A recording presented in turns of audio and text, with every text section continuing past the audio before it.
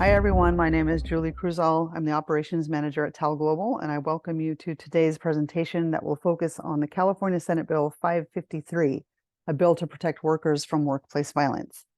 This is the latest free webinar in TAL Global's ongoing 2023 Security and Risk Management series, and we're very pleased you've joined us today. Before I introduce today's speaker, there are a few housekeeping items to cover. Today's presentation will last approximately 30 minutes, and a recording will be available for additional viewing shortly after the conclusion of the presentation. You will be able to submit questions directly to us via our website, talglobal.com. For those of you who don't already know us, TAL Global is an international security consulting and risk management firm with over 25 years of experience supporting domestic and international clients with a wide range of security and risk solutions. The presenter for today's webinar is Oscar Villanueva, TAL Global's Chief Operating Officer. Prior to consulting to government and corporate clients, Oscar had a distinguished career as a federal security and law enforcement agent, manager, and executive with the U.S. Postal Inspection Service, and he has extensive experience with workplace violence. Lastly, before we start, this presentation is not intended to be legal advice, but rather a summary of the new law, including ways to deal with it from a security and workplace violence management perspective, tips on how to interpret it and comply with it, along with thoughts on strategies on how to best implement what will soon be a requirement for most businesses in California. So with that, let's get started. Thank you, Julie, for that very good introduction. So today we're going to cover several things during this webinar, and we hope that all of these areas that we're going to cover in the information we provide is useful to you. First, we're going to discuss the legislation SB 553 and requirements that you will have to comply at some point. Review the implementation date, tips how to comply, and then how to develop a strategy for that compliance. And it's fairly straightforward. One thing to keep in mind is that many laws started in California often spread to the rest of the country and sometimes globally. So if you're not in California at the moment, it is wise to keep track of this legislation as it may become something that you have to deal with in the future. So let's get going.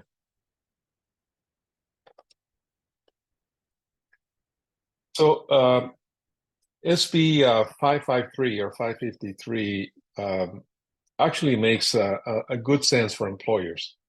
As workplace violence is and will continue to be a significant issue, as most companies have had a workplace violence incident or will have one in the future at some point. So it is a good idea to comply with this new law as part of your business planning, and also as a way to invest in workplace violence prevention now to keep from dealing with these issues later at a much higher cost. So SB 553 is a bill that was introduced and passed in California. It was introduced by Senator Dave Cortese from San Jose, California, and Santa Clara County. And what inspired Senator Cortese to introduce this new legislation was the 2021 Valley Transportation Authority, VTA, mass shooting in San Jose. There was a shooting that occurred at a VTA facility, and there were multiple fatalities, and it was just a terrible situation. And it appears that that's the genesis of Senator Cortese to move ahead with this legislation. It is a workplace violence prevention initiative and law. It goes into effect on July 1st of 2024. So we're in December. You have a few months to work on implementing and creating these requirements within your organization. It will be enforced by Cal OSHA, which has very strong enforcement in California. And there are a few exceptions, but not many, as most employers are going to have to comply with this new law. The exemptions are essentially three. It doesn't apply to workplaces not open to the public and that have less than 10 employees working at that location at any given time. It also doesn't apply, according to what I've read, with employees working remotely or employees in healthcare facilities. Now, in 2019, there was another similar law that was passed for healthcare facilities in California, and I believe that's the reason why it doesn't apply to employees in healthcare facilities, because they're already covered by a similar legislation that was passed in 2019.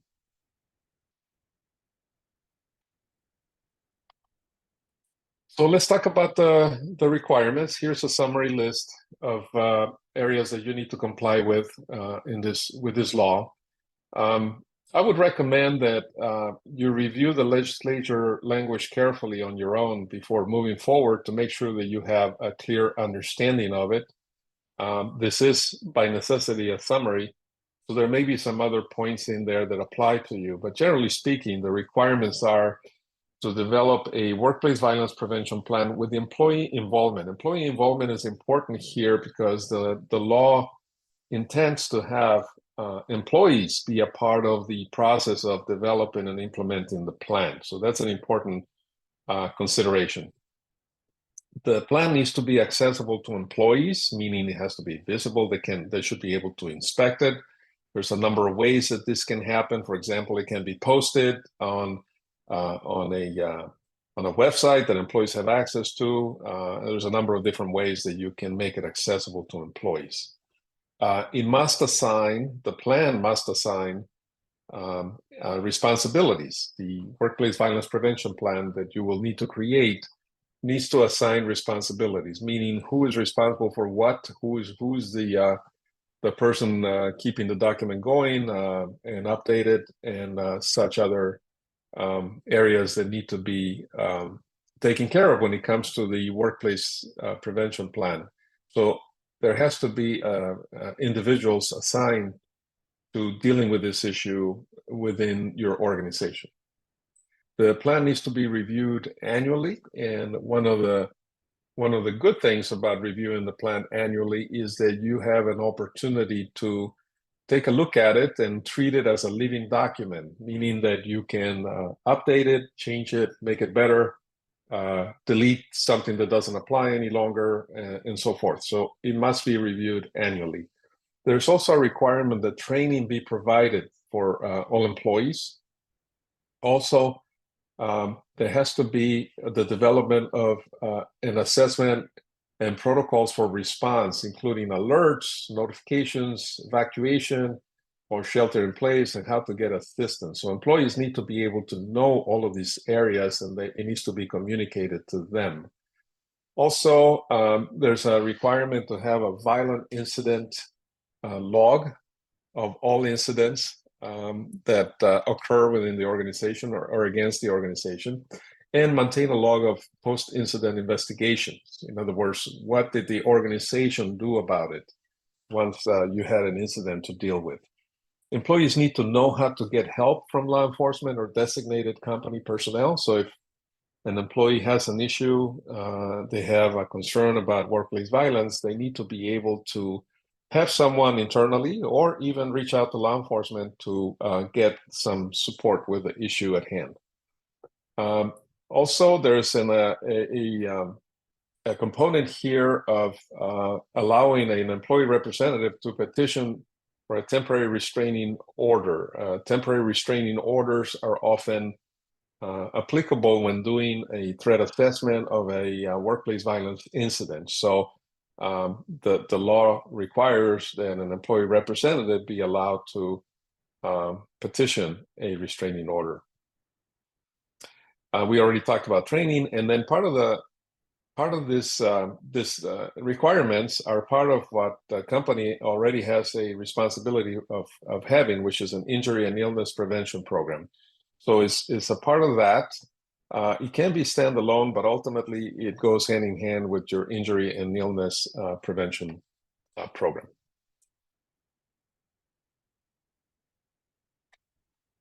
So in terms of strategy as to how to comply with this new law, there's a number of recommendations that I have for you. First of all, assuming that you have a workplace violence program or workplace violence policies and procedures, it would be an excellent idea to review what you have now, to do a gap analysis, and see what components of what you already have help you with complying with a new law. So careful review and a gap analysis of your workplace violence policies and procedures would be a very good place to start. After you had a chance to do that, then obviously revise what you have to comply. And that could be as simple as taking a look at what the requirements are and making changes in what you already have in place in order to comply. That would be a simple, relatively simple process.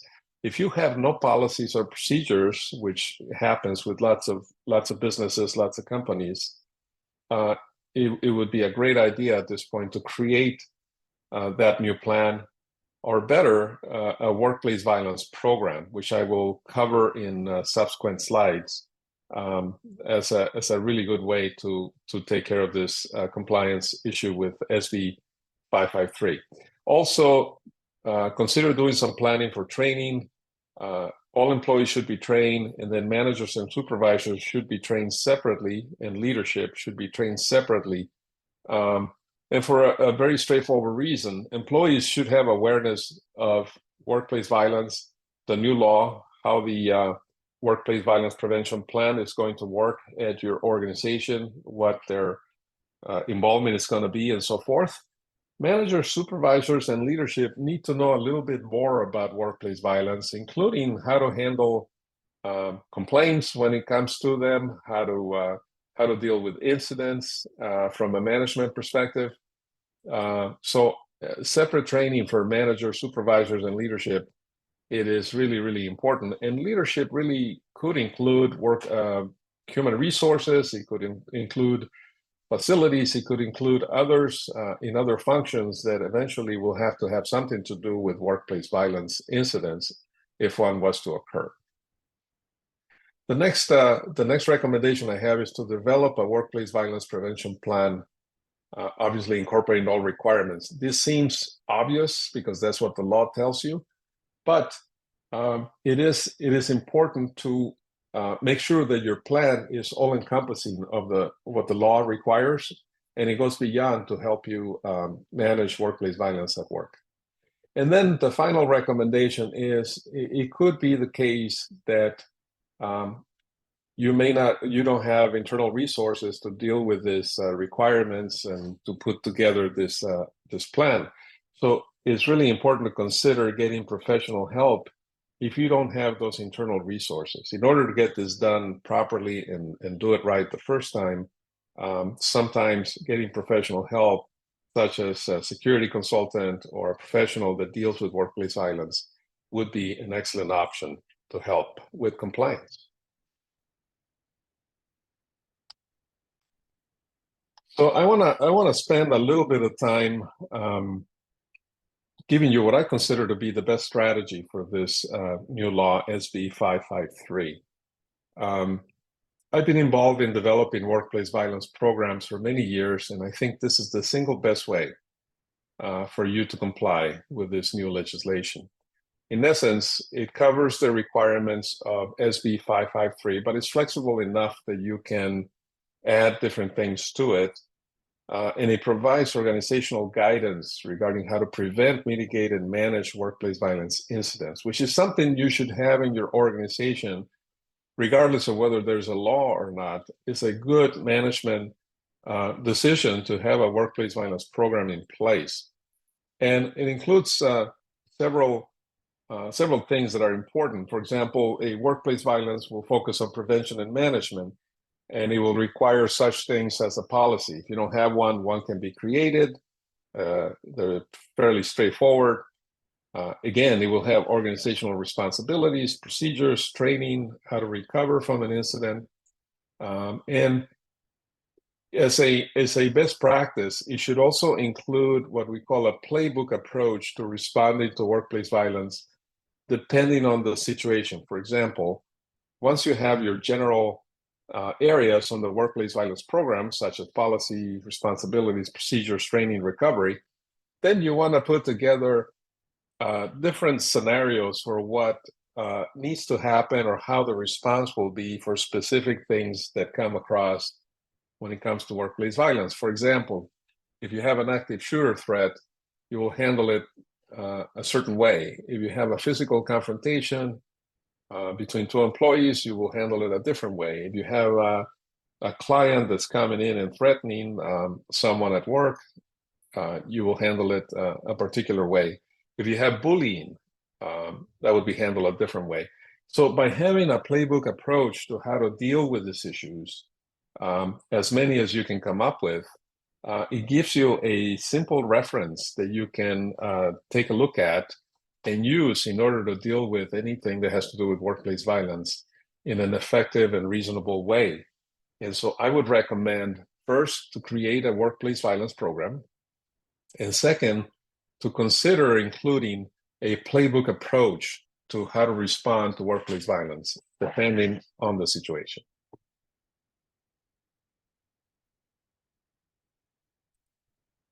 So let's talk about some of the components. This is generally speaking, because again, this type of program is flexible. It's a living document that can be revised, improved. And as you can see, most of these components that I'm going to go over cover the legislation as SB 553. For example, in order to have a workplace violence program, or for that matter, a workplace violence prevention plan, it's really important to have leadership support and sponsorship. I've seen many, many cases where I've helped organizations put these programs together and these plans together, and it just sits on a shelf and is never really implemented fully. That's not often an issue with those that are putting it together. It's more of an issue of a leadership priority in terms of giving this issue importance and making sure that it actually gets implemented. So leadership support and sponsorship is important. The other thing that's also very important is to create a policy, to have an actual policy that says, here's what we think about workplace violence, here's how we're going to deal with it, and here's who's responsible. So creating a policy, if you don't already have one, is really, really important. Prevention is key because an incident that doesn't occur is an incident you don't have to deal with. So prevention procedures, how you're going to manage that, including training, are really important as well. Then general procedures. When something happens, how are you going to deal with it? Who's going to go where? Who's going to get a phone call? Who's going to come together to deal with these issues? And also within the program, you want to include responsibilities. Who's responsible for what? Who owns the document? Who will update it? Who is responsible for reviewing it? How will it be implemented? How will copies be shared? Or how will it be shared, period? For example, if you post it online for your employees to review. There should also be a reporting requirement where if there is any workplace violence threat, incident, situation, it gets reported and it gets recorded so that you have an opportunity to view what happened at a later time and to make sense of what the response is gonna be. Then, of course, you're going to have a response to workplace violence, and that should be included in the program as well. What the investigative process is going to be, who will be responsible for investigating, what tools you have within your organization to deal with the investigative process. Do you need to bring in someone from the outside to help you, a subject matter expert? All of those considerations are important. Then documenting, tracking, and managing that information. What happened? When did it happen? Who investigated it? Who was the victim? Who was the perpetrator? So forth and so on. That's really important for a number of reasons. But one of the most important reasons to do good tracking and documenting of incidents is that you can, at a later time, review that information and you can draw conclusions as to where you might have an issue that you need to address. Say, for example, you have a number of offices and there's one particular location that keeps coming up for workplace violence incidents, then it's important to know that so you can apply more attention to that location and see if you can prevent anything happening in the future. Also, training is important. Doing training, again, as I mentioned earlier, for all employees as awareness and information, and then for management, supervisors, leadership separately, so they know how to deal with these issues is extremely important. And then threat assessment teams. This is a concept that has been in place for a while. Sometimes they're called threat management teams. And these are multidisciplinary teams that from an organization, and they can be done at the local level, they can be done at the corporate level, but this is a team of different individuals that may include human resources, the law department, facilities, operations, and so forth. They will come together if there is a workplace violence incident, discuss the situation, and come up with a strategy to deal with it from all angles. So threat management teams or threat assessment teams are an excellent best practice that can be and should be adopted by most organizations. Then, of course, there should be a yearly assessment of the program so that you can determine whether there is any issues that need to be improved, things that need to be worked on, and so forth. So a yearly assessment of the program is really, really important as well.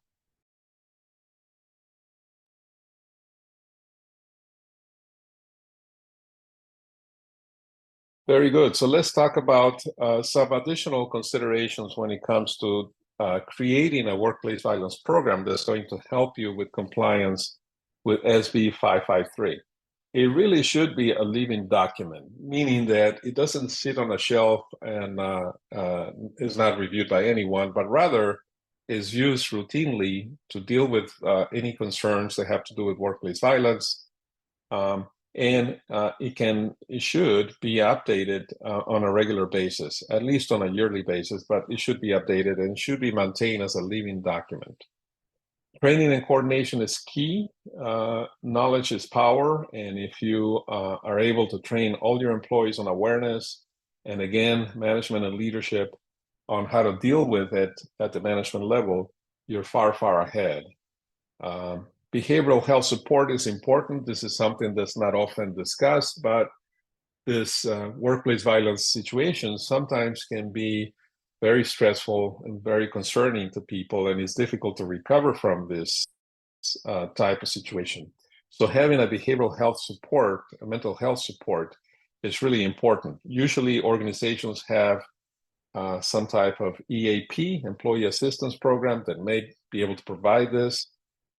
If not, it's important to set up a support network so that you're able to call on those individuals to come and help you if you happen to have a workplace violence incident that is affecting your employees, whether it's one employee or the entire company.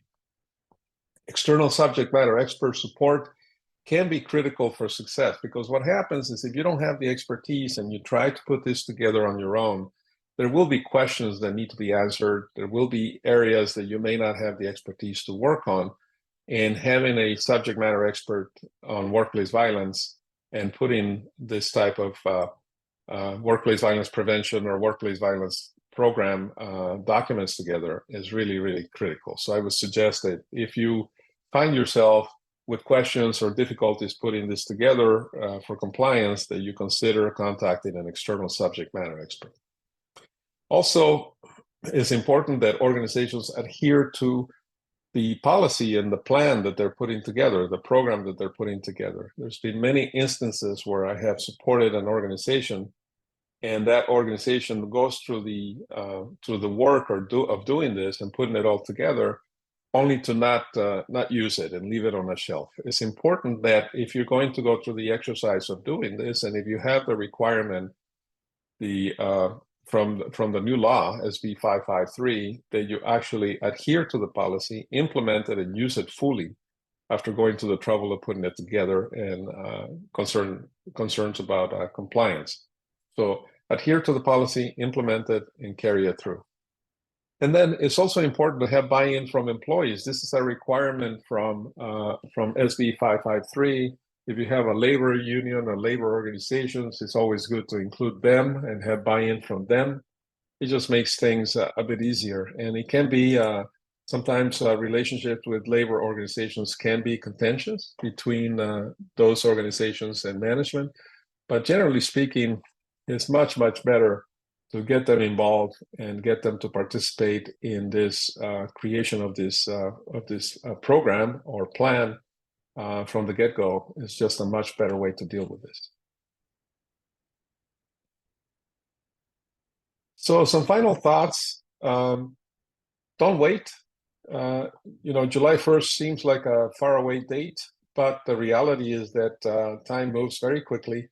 And before you know it, July 1st will be in front of us, and the compliance requirements will kick in. And if you're not prepared, then you're going to have a double issue. You're going to have to deal with not being prepared and also with putting together all these different documents and requirements that the law is asking you to do.